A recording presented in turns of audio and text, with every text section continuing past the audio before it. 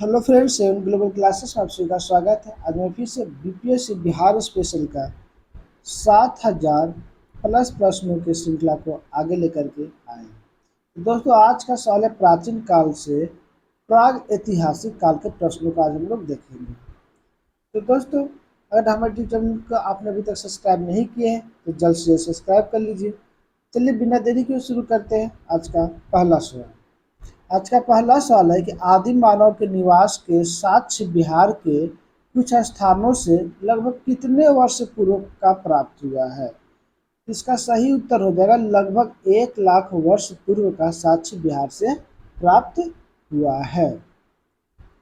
अगला सवाल है कि बिहार के किस स्थान से पुरापाषाण युगीन अवशेष उत्खनन से प्राप्त हुए हैं।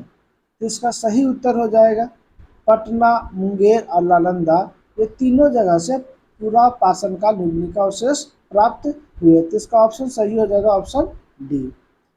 अगला सवाल है कि प्राग ऐतिहासिक काल का प्रारंभिक चरण किस युग को कहा जाता है। तो इसका सही उत्तर हो जाएगा पाषाण युग को प्राग ऐतिहासिक काल कहा जाता है।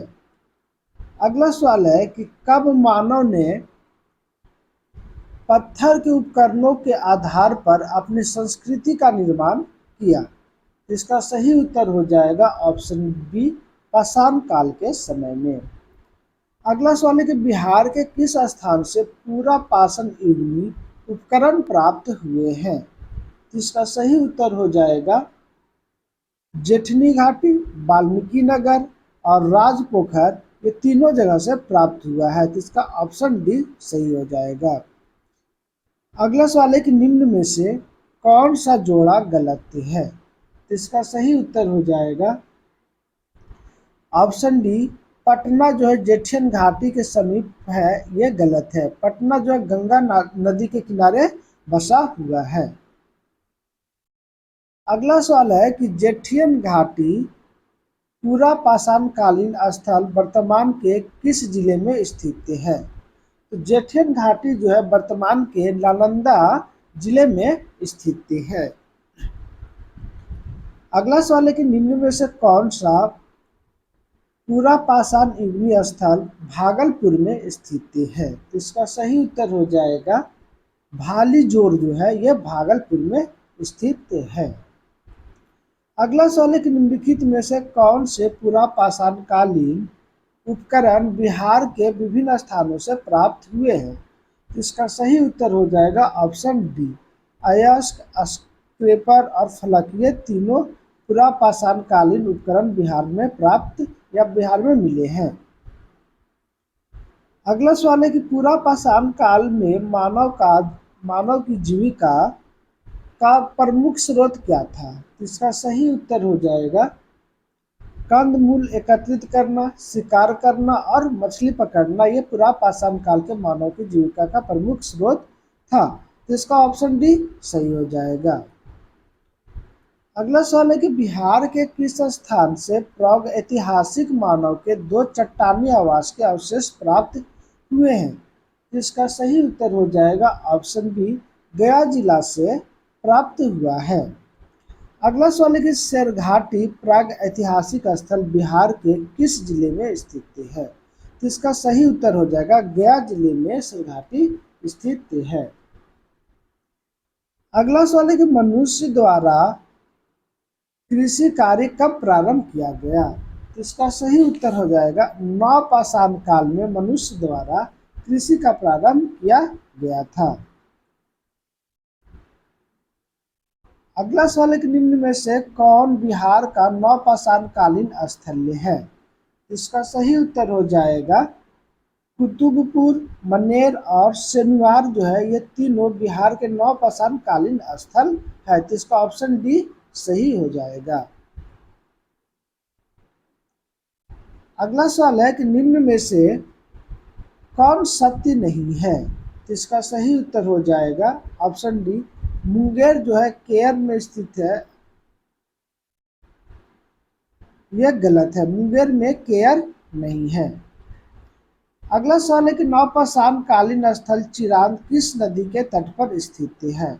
तो इसका सही उत्तर हो जाएगा ऑप्शन डी।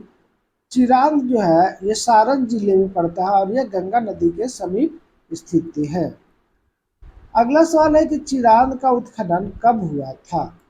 तो चिरांद का उत्खनन जो है ये 1962 ईस्वी में कराया गया था। अगला सवाल है कि ताराडीह नवपाषाण कालीन स्थल गया जिले के किस नदी के तट पर स्थित है।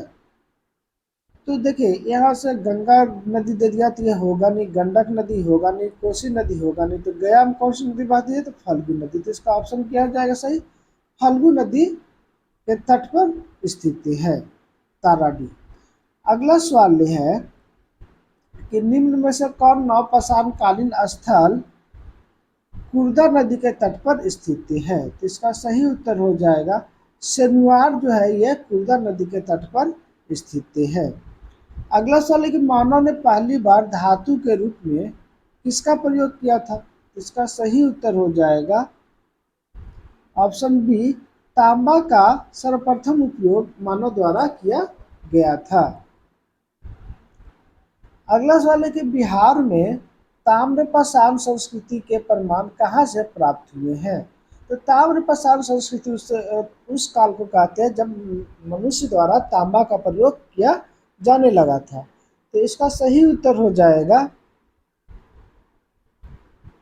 ऑप्शन बी, आर्यप, शनिवार और मनेर, ये तीनों जगह से ताम्रपाषाण संस्कृति का प्रमाण प्राप्त हुए हैं।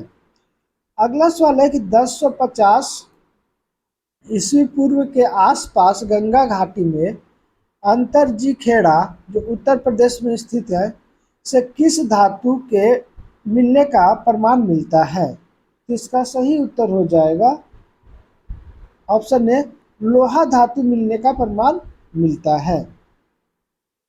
अगला सवाल है कि लौह युग या युग काल है। तो इसका सही उत्तर हो जाएगा उत्तर वैदिक काल को लौह युग या उत्तर वैदिक युग काल कहा जाता है। अगला सवाल है कि लौह युग का दूसरा चरण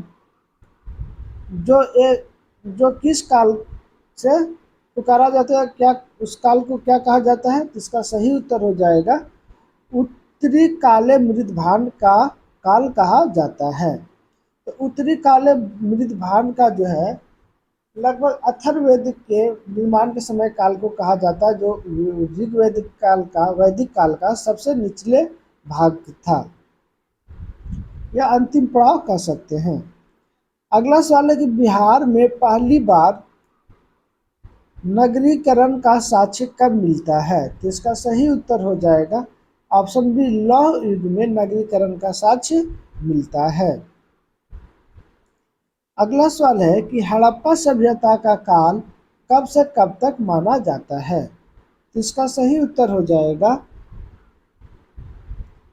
ऑप्शन डी, 2200 ईस्वी पूर्व से 1700 ईस्वी पूर्व को हड़प्पा काल का माना जाता है।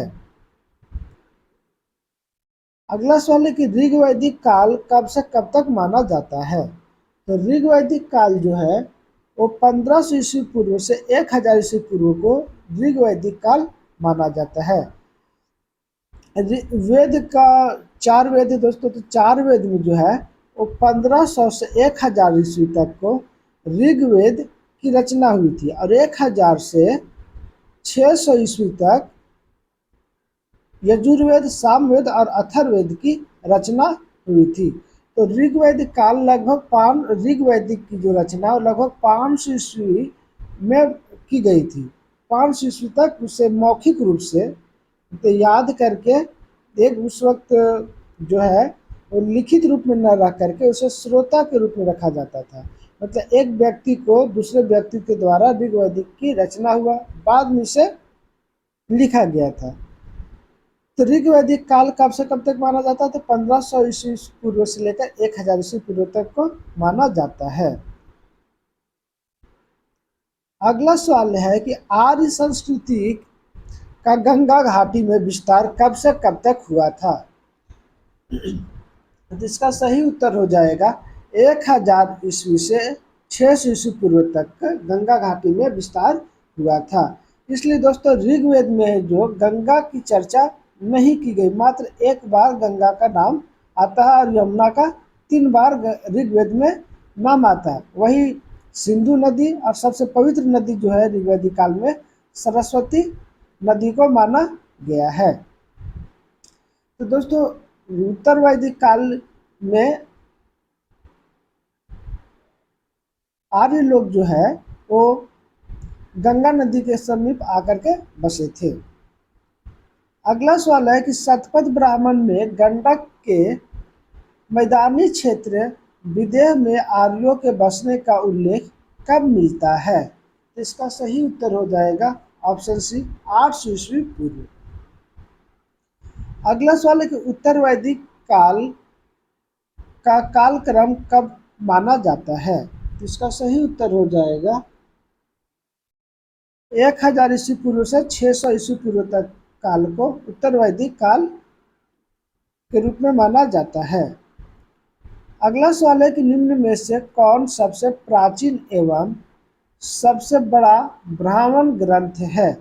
इसका सही उत्तर हो जाएगा शतपथ ब्राह्मण को सबसे प्राचीन और सबसे बड़ा ब्राह्मण ग्रंथ माना जाता है। अगला सवाल है कि निम्न में से किसके रचयिता याज्ञवल्क्य है? तो इसका सही उत्तर हो जाएगा ऑप्शन डी शतपथ ब्राह्मण की रचयिता याज्ञवल्क्य है।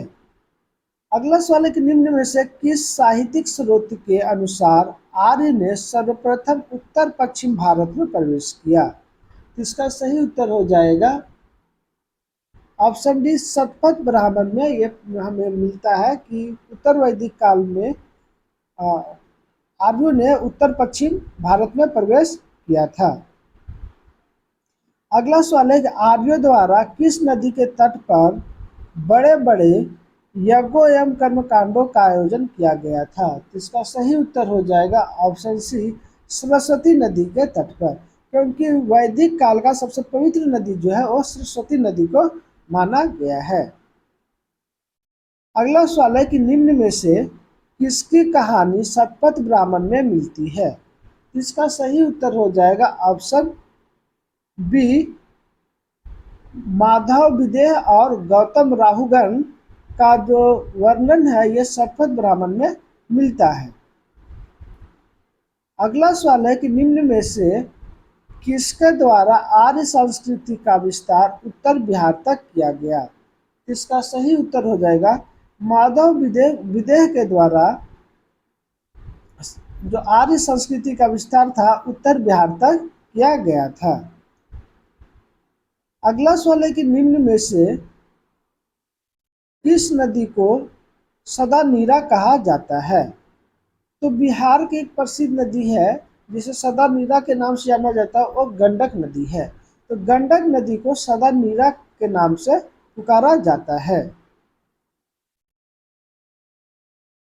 अगला सवाल है कि आर्यों के मिथिला विदेह क्षेत्र में विस्तार एवं बसने का प्रमाण किस ग्रंथ से में प्राप्त होता है? तो इसका सही उत्तर हो जाएगा शतपथ ब्राह्मण से प्राप्त होता है। धन्यवाद दोस्तों, हमारा वीडियो आप लोग कैसा लगा कमेंट करके जरूर बताएं। दोस्तों अगर हमारे यूट्यूब चैनल को आपने सब्सक्राइब नहीं किया है तो जल्द से जल्द सब्सक्राइब कर लीजिए। चलिए हम लोग फिर से मिलते हैं अगले सीरीज में, तब तक के लिए जय हिंद जय भारत।